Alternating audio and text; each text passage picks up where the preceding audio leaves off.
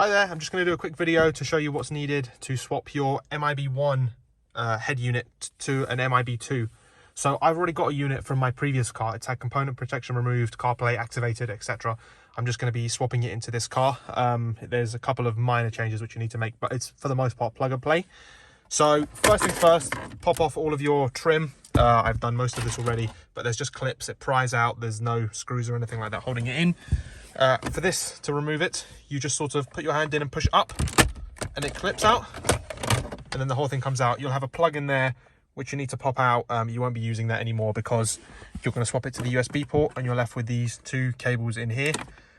Then for the screen, there's these little clips here. You really need these special tools, but what you can do is, if you have a flathead screwdriver, if you pry that little thing to the side like that, you can sort of unclip it and work your way out. There's 4 clips, one on each corner.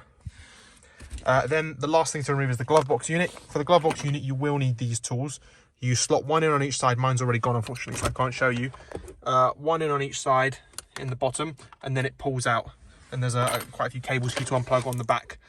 There's all of these and this main harness. In terms of wire modifications, what you need to do is you need to remove this brown plug from the outside and also remove this green plug. So to remove the green plug, you can use a knife. Sorry, I'm filming with one hand.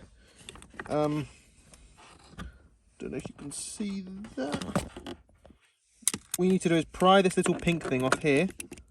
That just pries upwards. Like that. Comes out completely. And then this whole plug slides off of the top.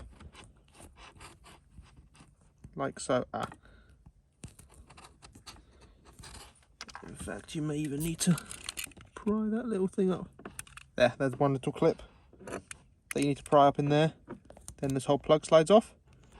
Leave that on there like that for now. Then for this brown one, you need to cut the cable tie that's holding it. Remove that. This entire thingy should slide out if you unhook that little clip in there. That comes out like that. And what you need to do is you need to de-pin the black and the red wire from in there.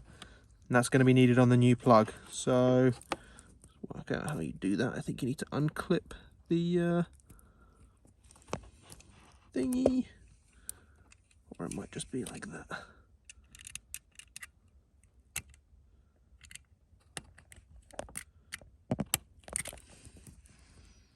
There we go.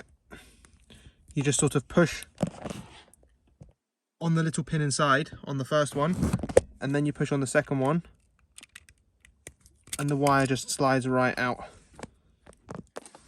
Another modification that's needed is on this top plug. You need to shave down 2 tabs. One's in the bottom right and one's in the top left. That one there, that one there. I've shaved down the one in the bottom right already. I'm just going to do the one in the top left and then we'll plug the screen in. Right, shaved down the top tab. So now what I can do is plug the screen in. Let's see if I can do this one-handed. There's the plug.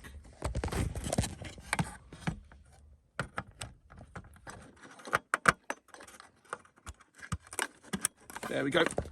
That's that all plugged in now. Then there's the final electrical cable, which just connects right in. Then you can just clip the screen straight into the dash, like so, and it's locked in again with those same silly metal clips as the other screen. For this bottom plug now, you need to do a bit of repinning. So this is the new plug that I have. I got this with my previous car, so I don't know where you could source one, but I'll zoom into the part number there for you to maybe find one on your own. It looks like this. It looks the same basically, but it's got this little connector on the top, which is for those 2 wires that we removed from the main plug. So what you do is you remove the green one from here.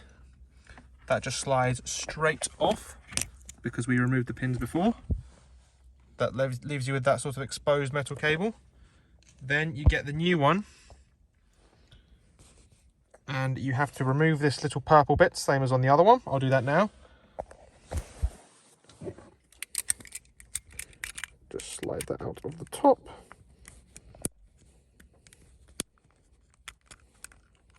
Keep that to one side, nice and safe. Clip that into the wire. like so. It only goes on one way, so you can't really get it wrong. That pushes on. Then you push in the little purple thing back into the wire to secure it in place. Sorry. Just like so. That clips in. This wire is now secure. Now, you need those two wires that you depinned earlier. There's a red one and a black one. As you're looking at the connector, just repin the new plug. Red is on the left as you're looking at it, and black is on the right. Those connectors just slide in. If you have the three sides should be the same and one should be different. The different side needs to be on the top, and that just locks it in. You're meant to have another purple cover, but unfortunately I broke mine when removing it. The wires are still secured like this. It's just, yeah, it'll be fine. Then once you've done that, you can reinstall your center console after you put the USB port inside. My USB port is here, so I'll slide that into the center console like so. It just clips in, and then I connect that one green plug to the back of here, and then that will be my USB port for CarPlay working. One of the last things to install is the glove box unit itself. My previous one's already gone. Because this is a MIB1 car, you need a GPS antenna. So this one, again, I had from my previous car, but you can source these online pretty cheap.